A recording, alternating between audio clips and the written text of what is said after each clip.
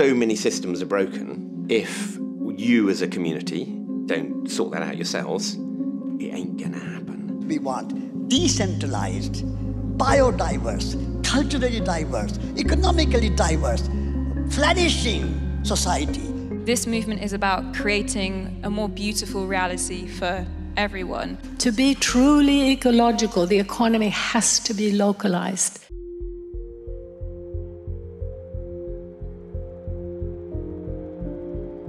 Humanity is at a crossroads. The choice is stark. Either we continue to deny reality and face inevitable ecological and social collapse, or we join the countless numbers of people on every continent who are forging a very different path.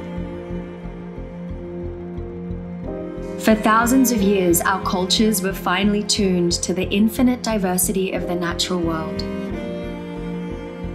The way we lived our lives and the stories we told reflected our deep spiritual connections with life around us. Our skills were born of an evolving dialogue with the sun and moon, with water, plants, and animals. Human life in sustainable balance with the rest of creation. But in recent times, we have lost our way. A man-made consumer monoculture has ruptured our sacred connections with Mother Earth, fooling us into believing that we can create something better than life itself. A toxic combination of speed, distance, and scale has made care and accountability obsolete, giving rise to a de facto corporate empire that now threatens the well-being of virtually everyone on the planet. These days, we just hear about more and more crises in the news, and we're all running faster and faster just to keep a roof over our head. It's really easy to feel overwhelmed and hopeless. There's actually a huge cultural turning going on that is so positive, but we don't get to hear about it. When we step back to look at our economic system, it becomes clear that it's the main cause of increasing poverty worldwide, increasing pollution, increasing breakdown of every kind, polarization, anger, violence, and even war.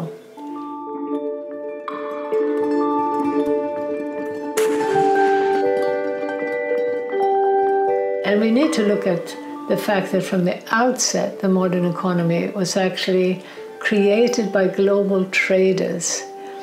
And they started extracting wealth by driving people away from the land and away from producing things for their own needs to producing for the traders. We're at a remarkable time in history right now. There's no question about it. We're standing on the precipice. And the precipice is one that's caused by people like me when I was an economist. I was chief economist, but really as an economic hitman. And my job was to convince countries with resources our corporations coveted to basically turn those resources over to us. And we did this through debt, we did this through loans, we did this through building infrastructure. The World Bank and the IMF were set up near the end of World War II to rebuild the economies of Europe.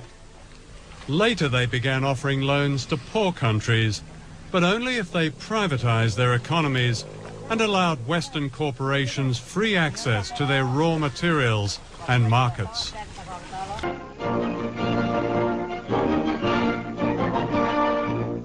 At Bretton Woods, New Hampshire, delegates from 44 allied and associate countries arrived for the opening of the United Nations Monetary and Financial Conference.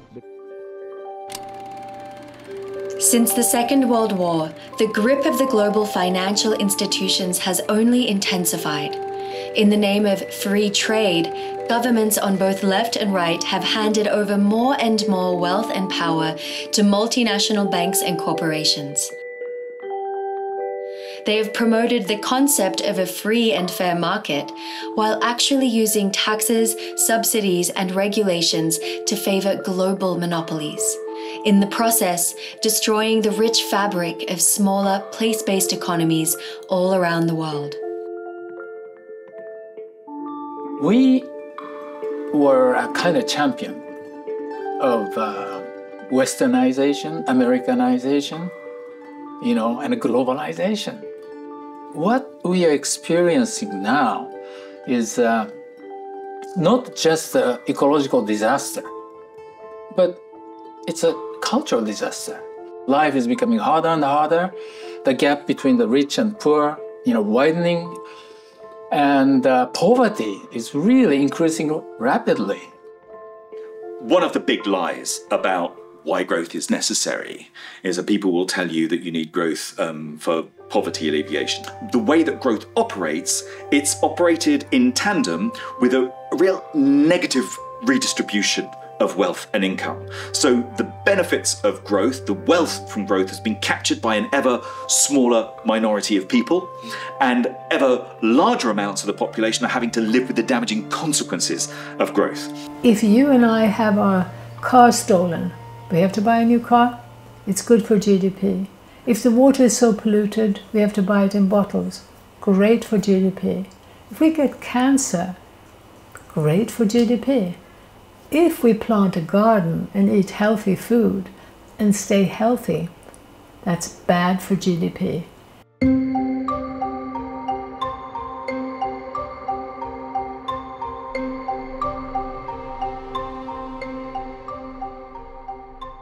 End goal of human life has become economic growth. And economic growth means more production, more consumption. So nature has become a resource for the economy. The path of limitless power and profits began with colonialism. And today, there's only one future on that path.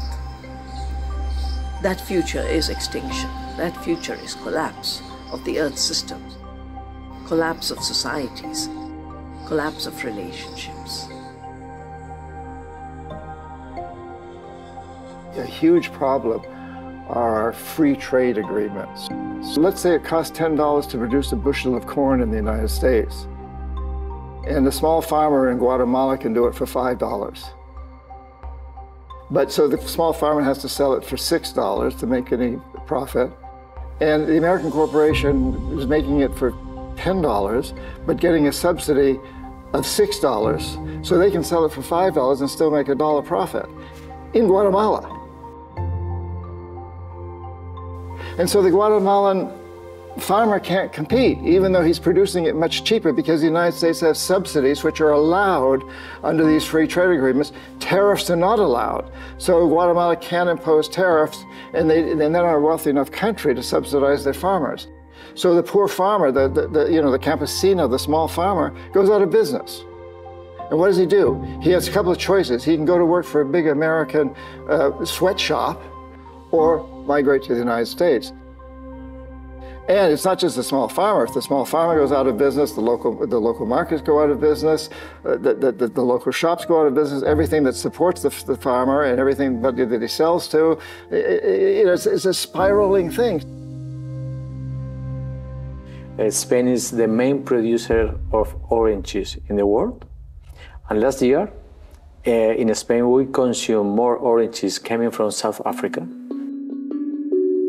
Spanish oranges are coming to the UK, are going to Germany, are going to Norway, and South African oranges are coming to Spain. This is not a consequence of any natural law. This is a consequence of all the international global policies, trade agreements. It's a nonsense, because if we try to stop climate change, if we try to get equality, this is something that shouldn't happen. Today, the ingredients in an average meal travel 1,500 miles from farm to plate. In fact, nearly everything we consume traverses the world.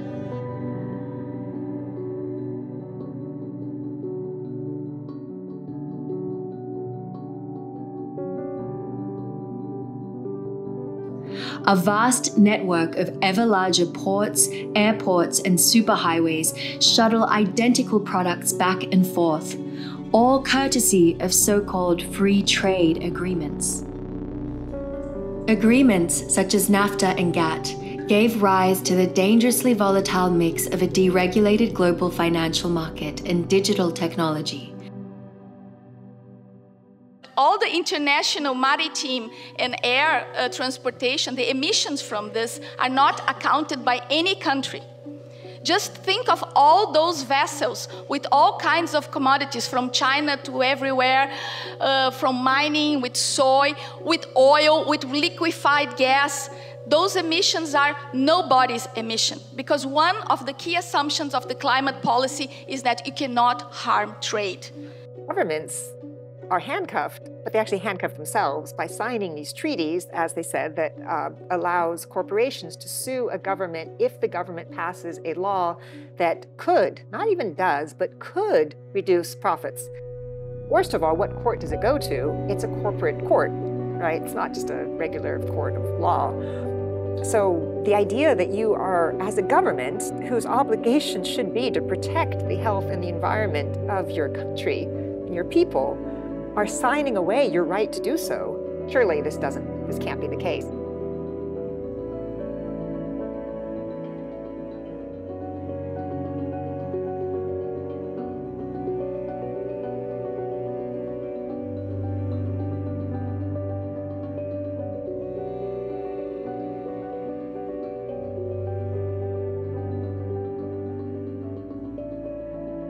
What happens with global trade is that often that best agricultural resource is being used to produce luxury commodity crops to feed other spaces. And those export crops often take away the resources from local communities that they need to be able to feed their own populations. It's a myth that countries across the global south need to have export markets in order to have economic development in their countries. What would be a better economic development model is to try and think about food sovereignty, and that the best agricultural resource in countries is there for countries to be able to produce food for themselves, and helping enable access to the land for small-scale farmers to be able to feed their local communities and to support their domestic food economies.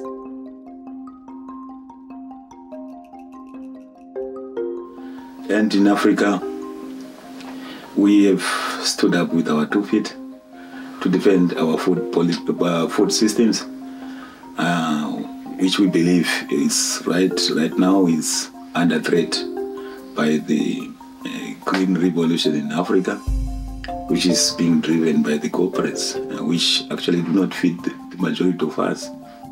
We are actually moving around in all the 54 countries in Africa with My Food is African campaign. My Food is African campaign is a campaign which is emphasizing that we need to eat food that is African, that is homegrown. Globalization ruined diversity in our food and ruined diversity of our culture, ruined diversity of thinking. It ruined everything. So now people, the whole country, think the same way and do the same thing. That means work hard to make money. Don't care about themselves. Don't care about nature. Don't care about family. Don't care about anything. Money is number one. Because of the concentration of power and wealth in global corporations, essentially, virtually every avenue of knowledge has been colonized. So that's from schools to universities, it's of course in the media, and it's even in mainstream science. So what we're seeing there is a narrative that ultimately supports profit for the few, not humanity or life itself. This colonization of the mind, this mind pollution, has taken many forms. Among other things, it still promotes this romanticized idea of an amazing, successful, happy consumer culture in the West. And it's being pushed on rural people around the world to make them feel backward and stupid. Right, I'd climbed all the towers that were promised to be highways to heaven, and they didn't lead to anywhere promising. And it was from those heights I started to notice the losses I had experienced, but couldn't even name at that point. See, to be educated where I come from is to be educated out of context. It's to be teased away from contextuality. It's to be decontextualized. So there was hardly any awareness of my language, my stories, the stories of my people. There's a saying, you know, the white teacher who brought the pencil also brought the eraser. And so what's being erased? So we're told, as I said, our grandparents don't exist anymore. We're told that our territories, our lands don't matter. We're told that our hands and our bodies don't matter. We're told that our ancestors don't matter. The dominant education system is designed to destroy our connection to self and to place and to community. Education has just created me as a part of the system, like an agent for the system, and hasn't taught me social innovation and how to change the system and make the system better, or it just shows you how to maintain something that creates privilege for few. I think we are waking up when we start working and we see that our work is not making any difference in the world. Like if I was working in marketing and creating an advertisement for big companies, and I was like, why am I doing that? Why am I using my life to make more money for people who are already billionaires? We are dehumanized, basically, without knowing it, without seeing it, because it is the way we grow up.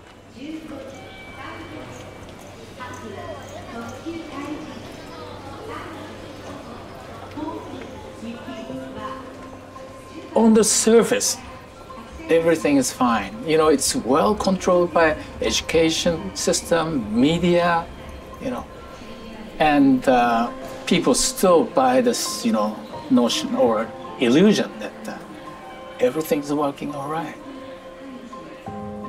As the cost of living increases, our interactions have become increasingly brief and transactional, and we're encouraged to seek belonging through consumerism, stuffing a void in ourselves instead of addressing our spiritual need for connection to others and to nature. Meanwhile, the world of social media is becoming our new reality, an anonymous place of ruthless competition, division, and alienation. We're being pitched one against another artificially, partly by the system of capitalism, which is all about competition, and partly by social media, which thrives on polarization. But there is a massive increase in mental illness. Very few people feel grounded and happy with their lives now. And this is not surprising, because there are three things that give meaning and fulfillment to human life, above all. One is belonging to a stable, secure community in which you feel you belong, where you know you can trust, where you share values, where you can open your doors to people and share your lives with them. The second is the relationship with the natural world. And I think the third one is the relationship with the divine. We're going through this spiritual crisis. You know, our children are harming themselves, you know, or isolating themselves. They kill themselves, you know. In my world, this pandemic of depression and increasing suicide rates among young people globally is almost like an expected outcome of the global economy and the fragmentation that we're experiencing within psychiatry and within mental health. There's been almost like an effort to isolate this problem from the meta-crisis and almost kind of put the blame back on the individual and say, you know, what's wrong with you? And then how can we fix you? We are told that our struggles are solely our own, that we are individually responsible not only for our own problems, but also for the problems of the world. But the reality is that the multiple crises we face are systemic, climate change, the breakdown of democracy, our own depression and anxiety can all be traced back to the same root cause: an economy almost wholly divorced from the living world. Localization is about moving in exactly the opposite direction of the globalizing path. It's a process of rebuilding the systems of human interdependence and community, and our interdependence with the living world on which we depend. It's about creating more accountable, more visible systems so that we're not trapped in a world where we can't even see the impact we have on other people or on the natural world. It's a coming home to the way that we evolved for most of our time on this planet. That's how we lived. And it meant that young and old were deeply connected, were supporting each other through their entire life. It meant that we knew that we belonged, we knew who we were, because our identities were shaped by those relationships. In the absolute heart of darkness of this crisis of meaning that defines our civilization, there is a different path that is starting to emerge.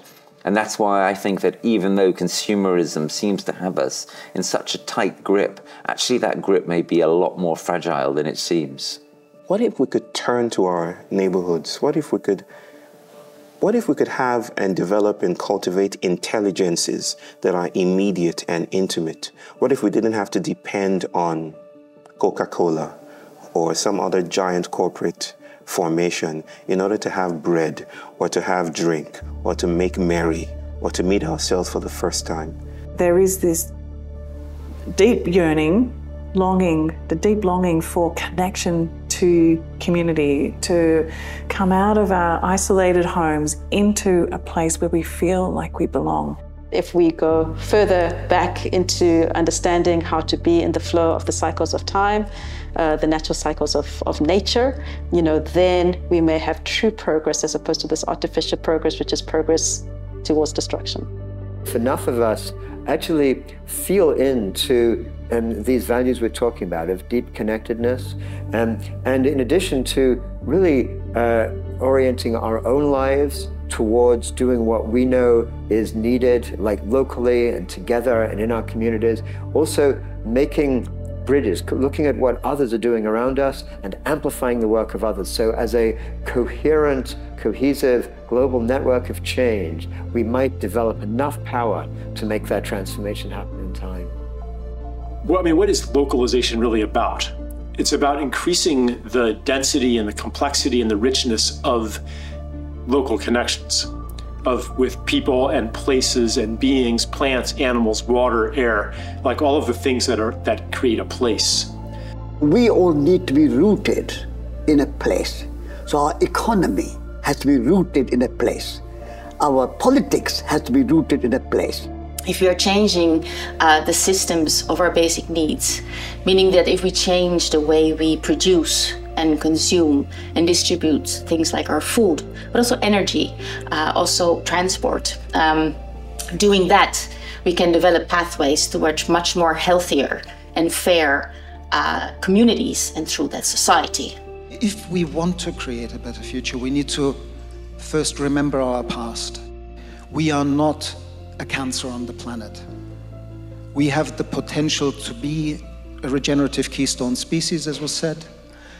And the truth is, none of us would be here if, for the long arch of our journey as a species, we had not been gardeners and careful tenders of the ecosystems and the bioregions that brought us forth. La relocalización es el camino en el cual nos tenemos que dirigir todos a nivel mundial, que eso es lo que está pasando. Es la respuesta a la crisis de un sistema político, económico que no funciona.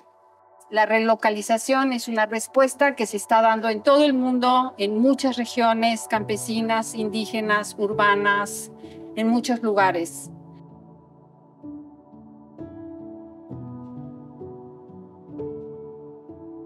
Localization isn't about withdrawing from the world or only being concerned about our own needs. On the contrary, it's about genuine democracy, prosperity and well-being for the entire global population.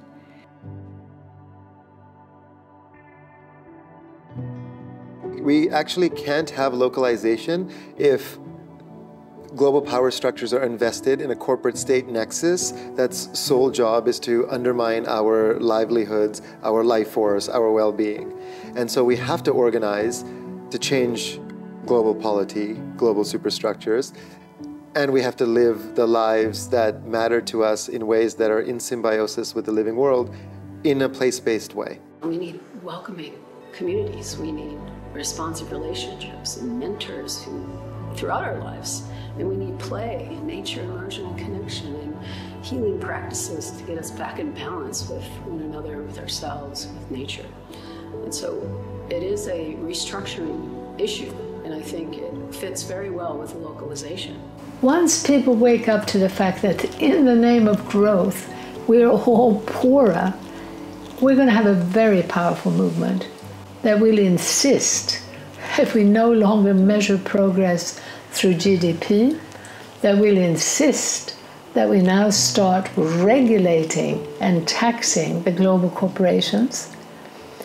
We also need to be demanding a decentralization in terms of economic power from the nation state to the region and to the local level.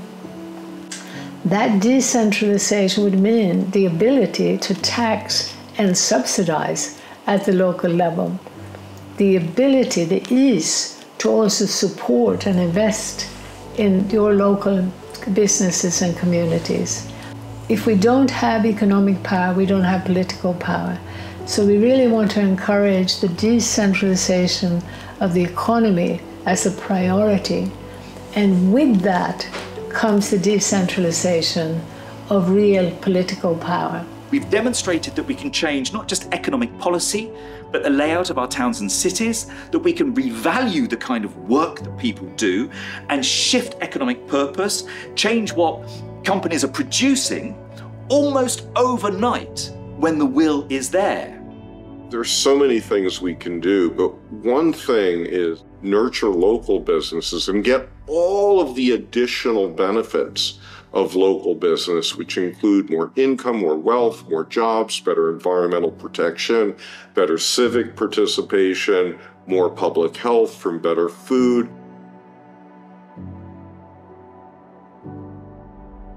Wherever you go, it can be in a small city, little town, village, big neighborhood, everywhere you can find alternatives happening. Or it can be something small, it can be something bigger, but there's always people trying to transform the place where they live. For me, that's something powerful. That's something that often when you are in your own little project, you feel lonely, you feel alone. And I think it's very important to understand that we are many.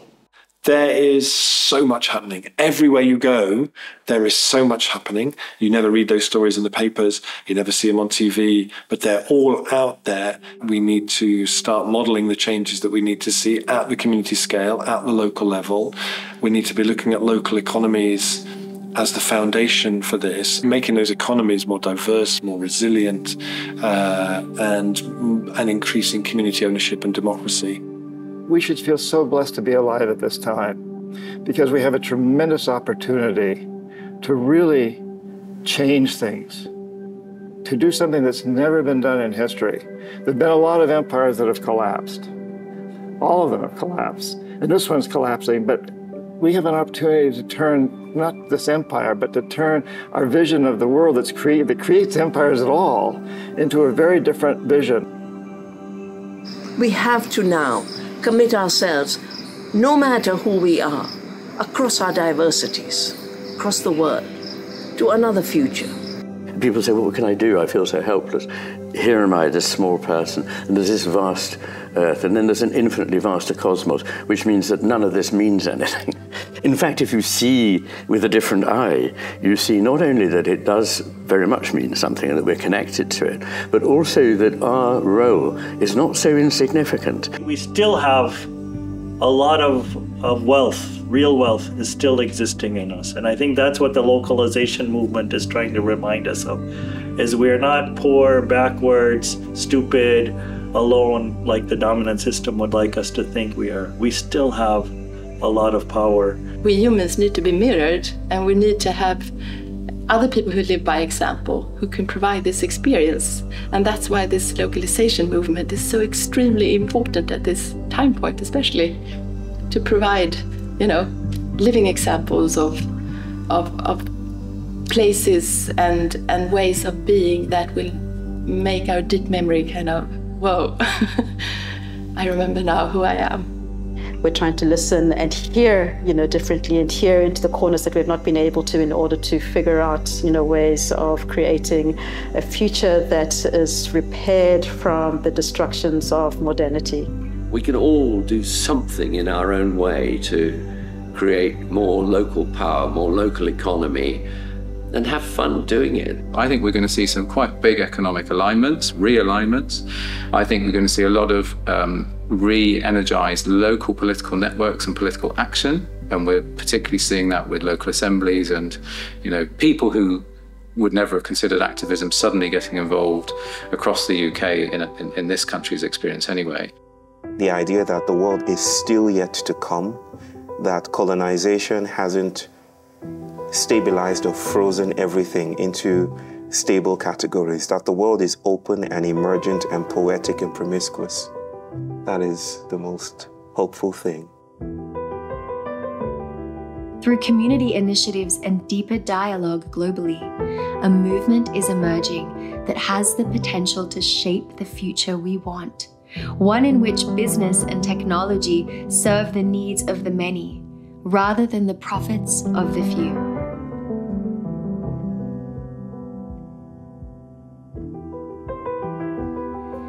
Join us in this worldwide movement. Together we can turn the tide away from the destruction of ourselves and the planet and return home to Earth, to a local future.